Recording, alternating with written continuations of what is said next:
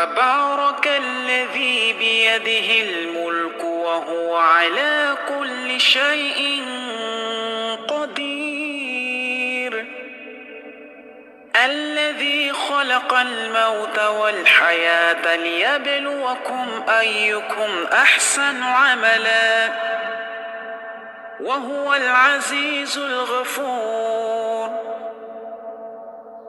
الذي خلق 7 سماوات طباقا ما ترى في خلق الرحمن আসসালামু আলাইকুম। আমি Mehnaz diary of desire channel থেকে নতুন একটি ডেইলি ব্লগ দেখার জন্য বরাবরের মতো আমন্ত্রণ করছি আমার প্রিয় আপু আন্টিদেরকে। তো সেই দিন আমি অনেক বেশি ব্যস্ত ছিলাম, নিজেদের জন্যই ইফতারি ব্যবস্থা করছিলাম গত সপ্তাহখানেক আগে। তো হঠাৎ করেই আমার হাজব্যান্ড বলল যে মিসকে কি ইফতারি দাওয়াত দিয়েছো বা কোনো একদিন ইফতারি খাইয়েছো? তো বলেছিলাম যে মিসকে আসলে ইফতার দাওয়াত দিয়েছি, কিন্তু মিস পড়িয়ে চলে যায়, উনি ওয়েট করতে পারে না, বাসায় ওনার 2টা মেয়ে ওনার জন্য বসে থাকে, তো উনি গেলে মেয়েরা সহ ইফতারি করে আর কি।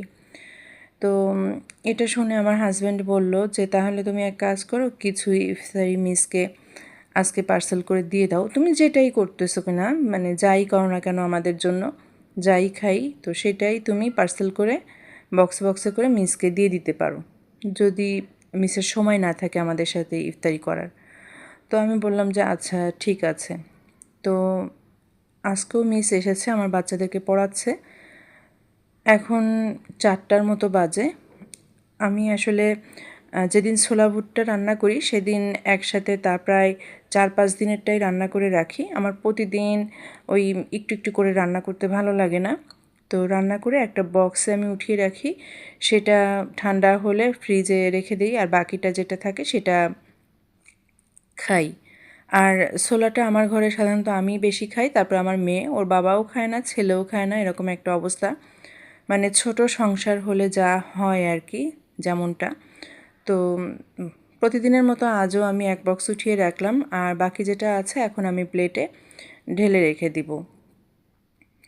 তো মিস এসেছে, আমার বাচ্চাদেরকে পড়াচ্ছে। তো আমি বললাম যে মিস আজকে প্লিজ একটু কষ্ট করে, যদি কয়েকটা মিনিট বেশি আপনাকে বসতে হয় তো আপনি বসে থেকে আমি আপনাকে আজকের জন্য একটু ইফতারি দিয়ে দেবো, আপনি ওটা নিয়ে যাবেন। তো মিস রাজি হলো। আর আমি এদিকে যত তাড়াতাড়ি আমার কাজগুলো গুছিয়ে নেওয়া যায়, কারণ একটা মানুষকে বসিয়ে রেখে ইফতারি দিতে সেটাও বিবেকে বাধে যে তার সময় নষ্ট করছি আমি। অন্যদিকে হচ্ছে যে আমার বাসায়ও করবে না, সেটাও একটা লজ্জাজনক বিষয়। তো আমি যেটা ছিল ঘরে তাড়াহুড়ো করে সেই কাজগুলি করে নিচ্ছি। এখানে হচ্ছে আমি স্যান্ডউইচ বানাবো, এগ স্যান্ডউইচ, তার পুরটা রেডি করে নিলাম। 2টা ডিম এখানে সেদ্ধ করে গ্রেটার দিয়ে কুচি করে নিয়ে মেয়োনিজ, টমেটো সস এগুলো দিয়ে আর গোলমরিচ, লবণ, হালকা একটু চিনি দিয়ে আমি এটাকে মেখে রেডি করে রাখলাম। পেঁয়াজু যে বানাবো, পেঁয়াজুর ব্যাটারটাও আমি ভালো করে হাত দিয়ে মেখে রেখেছি সব কিছু দিয়ে। এখন হচ্ছে এক এক করে ব্রেডের চারপাশের কালো অংশটুকু ফেলে দিচ্ছি, আর তারপরে মাঝখানে পুরটা দিয়ে আমি একটু শ্যালো ফ্রাই করে দিব তেলের উপরে। এই তো এভাবে করেই আমি স্যান্ডউইচগুলো রেডি করে নিব। তো একদমই নিজেদের জন্য যা করছি সেটা দিয়েই কিন্তু মিসকে আজকের ইফতারিটা দিয়ে দিব, ওনার 2টা বাচ্চা সহ। তো যারা ব্লগটা দেখা শুরু করেছেন আপনাদের প্রত্যেকের কাছে অনুরোধ রইল, আজকের ব্লগের কোথাও কোনো অংশ ভালো লেগে গেলে প্লিজ একটা লাইক দিয়ে ব্লগের বাকি অংশটুকু কন্টিনিউ করতে পারেন। আশা রাখছি ব্লগটা আপনাদের কাছে বেশ কিছুটা হলেও ভালো লাগবে। আর যে সমস্ত আপুরা অনেকেই আছেন চ্যানেলকে সাবস্ক্রাইব করছেন না কিন্তু রেগুলার ব্লগ দেখে যান, আপনাদের কাছেও আমি অনুরোধ করছি যে একটা লাইক দিয়ে ব্লগের বাকি অংশটুকু কন্টিনিউ করতে পারেন। আর আপনারা যারা এই ধরনের ডেইলি লাইফস্টাইল ব্লগগুলো পছন্দ করছেন, আপনারা যদি আমার চ্যানেলের ব্লগগুলি দেখতে চান এবং আমাকে সাপোর্ট করতে চান তাহলে প্লিজ আমার চ্যানেলটিকে সাবস্ক্রাইব করে দিবেন। সাবস্ক্রিপশনের পরে পাশে থাকা যে বেল আইকনটা রয়েছে সেখান থেকে অল অপশনটা সিলেক্ট করে দিবেন। নোটিফিকেশনে আমার চ্যানেল থেকে নিত্য নতুন ডেইলি লাইফস্টাইল ব্লগ, ডেইলি ব্লগগুলো পৌঁছে যাবে, আপনি আপনার সুবিধা মতো সময় সেগুলো দেখে নিতে পারবেন। এখানে বেশ কয়েকটা স্যান্ডউইচ আমি রেডি করে নিয়েছি, এখন আমি একটু ভেজে নিব। যে কয়টা আমি মিসকে দিব তাড়াহুড়ো করছিলাম যে মিসকে যাতে কম সময় বসিয়ে রাখতে পারি বা কম টাইমটা আমি নষ্ট করতে পারি, সেজন্য আগেভাগেই আমি মিসের জন্য ইফতারিগুলো আমি রেডি করে নিচ্ছিলাম। আর তাছাড়া রমজানে কিন্তু অন্য রোজাদারকে ইফতার করানো অত্যন্ত সওয়াবের কাজ। এখানে যদি কোনো রোজাদার ব্যক্তি অন্য কোনো রোজাদার ব্যক্তিকে ইফতারি করায়, তাহলে ইফতারকারীকেও রোজাদার ব্যক্তির সমান সওয়াব দেওয়া হয়। দুজনের সওয়াবই সমান থাকে, রোজাদারের সওয়াবও কমানো হয় না, আর ইফতারকারীকেও যে ইফতার খাওয়াচ্ছে তারও সওয়াবটা সমান থাকে। তো এটা অত্যন্ত ভালো একটা কাজ, বা এটা মাথায় রেখেই কিন্তু আমি আজকের ব্যবস্থাগুলো করছিলাম, যদিও বা আমার আইটেম অনেক কম ছিল। তো আমার স্যান্ডউইচগুলো ভেজে নেওয়া হয়ে গেছে। এখন আরেকটা প্যানে আমি তেল দিয়ে দেখলাম যে গরম হয়েছে কিনা, তারপরে আমি পেঁয়াজগুলো এক এক করে ভেজে নিচ্ছি উল্টে পাল্টে। খুবই সামান্য কিছু ইফতারি দিয়েই আসলে করা হচ্ছে। আর রাতের বেলায় ওদের বাবা একটা কেক নিয়ে এসেছিল, ভাবলাম যে কেকটাও ইফতারিতে আমি দিয়ে দিই। তো এখানে কেক দিব, স্যান্ডউইচ দিব, আর যে কয়টা বক্সে আমি দিয়ে পারি ছোলা তো আমি করে নিয়েছি। খেজুর থাকবে, সাথে পেঁয়াজু থাকবে, জিলাপি রয়েছে বাসায়, আর মুড়িও রয়েছে। তবে খিরাই বা শশা কোনো জিনিস ছিল না। তো ওই যে বললাম না যে যেটা আমার বাসায় ছিল টুকটাক, সেই টুকটাক এই সমস্ত দিয়েই কিন্তু আমি মিসের জন্য বক্সগুলো রেডি করে দিচ্ছি। ঝটপট এই কাজগুলো করে নিতে নিতে আর মিসের হাতে ইফতারগুলো পৌঁছাতে পৌঁছাতে 5:30 বেজেছিল। আমি নিজেই লজ্জা পাচ্ছিলাম যে 5:30 বেজে গেছে। তো যাই হোক, মিস আবার আমার বাসা থেকে ওনার বাসায় যাবে, খুবই লজ্জা লাগছিল। তো 3টা বক্সে রেডি করে মিসকে তাড়াহুড়ো করে ইফতারি দিয়েছিলাম, আর এদিক থেকে আমাদের জন্য বাকি ইফতারিগুলোর আমি রেডি করে টেবিলে নিয়ে এসেছি। ছোলা, এখানে প্লেন কেক, স্যান্ডউইচ রেডি করেছি। আজ বাচ্চারা স্যান্ডউইচ খেতে চাচ্ছিল, পেঁয়াজু, আর সাথে একটু শরবত করেছিলাম। কোনো ফ্রুটস ছিল না আসলে। সুভার বাবা না বিকালবেলা বের হয়ে গিয়েছিল, যার কারণে কিন্তু আমি আর কোনো কিছু করতে পারিনি। এদিক থেকে অফ ক্যামেরা আমি একটু রাতের জন্য পাবদা মাছ ভুনা করে নিয়েছিলাম, আর বাসায় ছিল জিলাপি, খেজুর, সেগুলোও আমি ইফতারির জন্য টেবিলে বের করে নিয়ে এসেছিলাম। তো এই ছিল আমাদের আজকের মতো ছোট্ট সংসারের একটা ইফতারির আয়োজন। আর বাসায় মূলত আমি রোজা ছিলাম। তো যাই হোক, ওই দিনটা তো ওইভাবে পার করেছিলাম।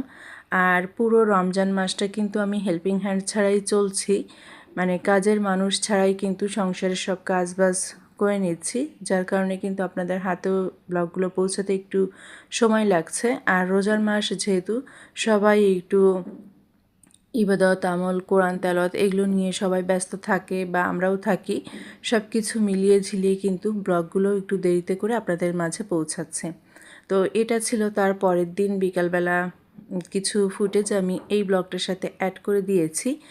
তো আমার হচ্ছে যে যে থালা বাসন ধোয়ার যে ডিসপেন্সারটা, সেখানে আমি লিকুইডটা রিফিল করে নিলাম, একটা মাজনি বের করে নিয়ে এসেছি। এখন এই যে সিঙ্ক ভরা থালা বাসন দেখছেন, এগুলোকে আমি এক এক করে ক্লিন করে নিব।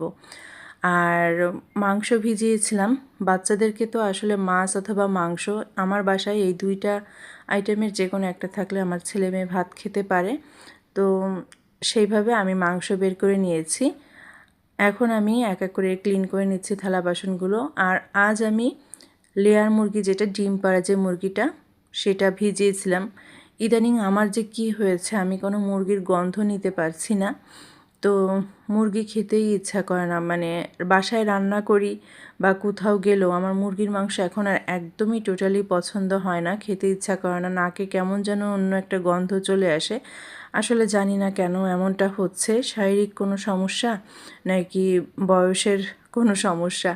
তো এই হচ্ছে আমার অবস্থা। যাই হোক, তারপরেও কিন্তু বাচ্চাদের জন্য করতেই হবে, কারণ প্রত্যেকটা বাচ্চাই কিন্তু দেখবেন যে একটু ভালো মন্দ খাবার হলেই কিন্তু তারা খেতে পারে।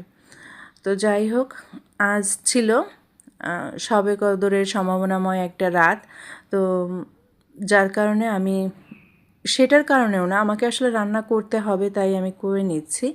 তো থালা বাসনগুলো ক্লিন করে সিঙ্কটাকে আমি সুন্দর করে পরিষ্কার করে নিয়েছি। এখন যে মুরগির মাংসটা, এটা আমি ভালো করে কয়েকটা ধোয়া দিচ্ছি, এবং প্রত্যেকটা মাংস একটা একটা করে আমি ধুয়ে নিচ্ছি, যে কোথাও কোনো ময়লা বা কোনো ধরনের কোনো মুরগির পর বা পশম এগুলো থাকলে যেন সুন্দর করে সেটা পরিষ্কার করে নিতে পারি। তো এই পুরো রমজান মাসের প্রথম দিকে আপনাদের ভাইয়া বাসায় ইফতার করেছে, আর পরের দিকের প্রত্যেকটা রোজাতেই সে কিন্তু তার ওয়ার্কিং প্লেসেই ইফতার করেছে। প্লাস হচ্ছে যে বাসায় আসতে আসতে তার 3টা 4টা 4:30 এমনটাই বেজেছে। এসে নামাজটা পড়ে তারপরে তার যে আমলগুলো থাকে সেগুলো সে শেষ করে তারপরে ঘুমিয়ে পড়েছে, এরকম অবস্থা। তো বাসায় দেখা যাচ্ছে যে রান্নাবান্নার পরিমাণটাও একটু কম ছিল। আর ওই যে বললাম না যে হেল্পিং হ্যান্ড ছাড়া আমি সব কাজ করছি, আমার কিন্তু কোনো পেঁয়াজ রসুন কোনো কিছু কাটা নাই। তো মাংসগুলো ভালো করে কেটে আমি পানি ঝরাতে দিয়েছি, আর এখন পেঁয়াজ রসুন আলু সব এক এক করে কেটে নিব। আলুটা অফ ক্যামেরায় আমি পরেই কেটেছিলাম, আগে পেঁয়াজ রসুন কেটে আমি ভালো করে ধুয়ে সেটাকে কুচি করে তারপরে মাংসটাকে চড়িয়ে দিব। বাচ্চাদেরকে এদিন বোঝানোর চেষ্টা করেছিলাম যে শবে কদরের সম্ভাবনাময় রাত কেমন হয়, কি হয় আমাদের জন্য, আমরা এদিন কি করতে পারি। তো এইগুলো বলার পরে আমার 2টা বাচ্চাই দেখলাম যে আলহামদুলিল্লাহ তারা খুব ভালোভাবে রিসিভ করেছে আমার কথাগুলো। তো সুভা এসে পাশ থেকে বলছে, আম্মু আজ কী রান্না হবে? তো বললাম যে আজ মুরগি রান্না করছি বাবা। তো বিকালবেলা হয়ে গিয়েছিল, যেহেতু বেশ সন্ধ্যা সন্ধ্যা একটা ভাব, শুধু মাঝে গিয়ে অফ ক্যামেরায় আমরা সবাই একটুখানি ইফতার করেছিলাম, আর এই রান্নাটা হলে সবাই গিয়ে একবারে ভাত খেয়ে নিব। এবারের রোজাটা আলহামদুলিল্লাহ এত সুন্দরভাবে কাটছে। রোদের তো কোনো প্রথম দিকে কয়েকটা দিন রোদ ছিল, পরের দিকে কিন্তু কোনো রোদ বা কোনো ধরনের কোনো কষ্ট কোনো কিছুই বুঝিনি। বেশ সুন্দর বাতাস হয়, মাঝে মাঝে এত সুন্দর বাতাস হয়, ভালোই লাগে কিন্তু।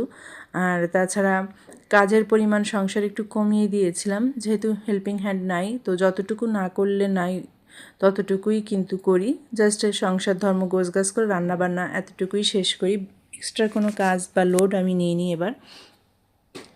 এই তো আমি এক এক করে মশলাগুলো দিয়ে তারপরে আমি কষিয়ে নিয়ে এখন কেটে রাখা মুরগিটা দিয়ে দিয়েছি। এখন ভালো করে কষিয়ে নিয়ে ঢাকনা দিয়ে ঢেকে রান্না করে নিব। আর অন্য দিন আমি এই মুরগিটা রান্না করার সময় প্রেশার কুকারে দিই।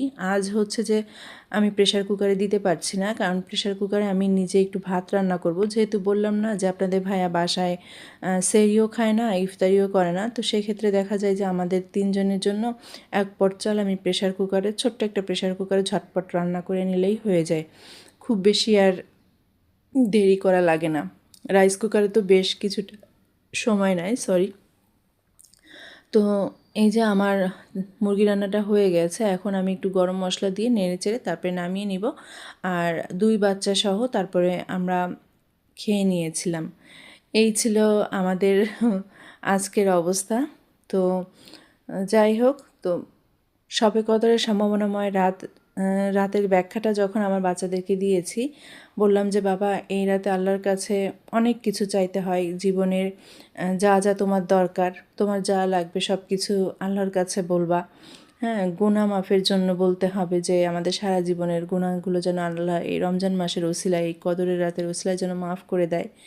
এই রাত্রে আমাদের ভাগ্যকে লেখা হয় পরবর্তী 1 বছরের জন্য, যে আমরা কে কতদিন থাকবো, কি করব না করব সব কিছু আল্লাহ তাআলা এভাবে লিখে রাখেন। তো এইগুলো বলার পর আমার বাচ্চারা মানে মনে হচ্ছিল যে ওরা একটা গল্প শুনছে আমার কাছে, এরকম লাগছিল। তারপরে বললাম কোরআন তেলাওয়াত করলে আল্লাহ খুশি হন। তো এটা শুনে তারা বললো তাহলে আমরা এখন কোরআন তেলাওয়াত করি।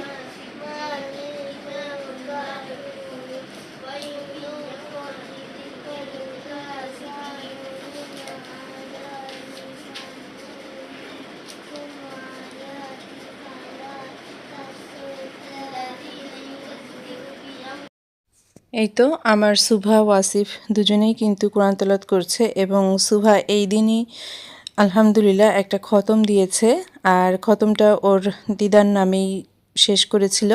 ওয়াসিফ করছে ওর মামার নামে। ওয়াসিফ আলহামদুলিল্লাহ 22 পারা পড়ছে। তো সবাই আমার বাচ্চাদের জন্য দোয়া রাখবেন। আজকের ব্লগ থেকে বিদায় নিচ্ছি, দেখা হবে নেক্সট ব্লগে। ভালো থাকবেন সবাই, আল্লাহ হাফেজ, আসসালামু আলাইকুম।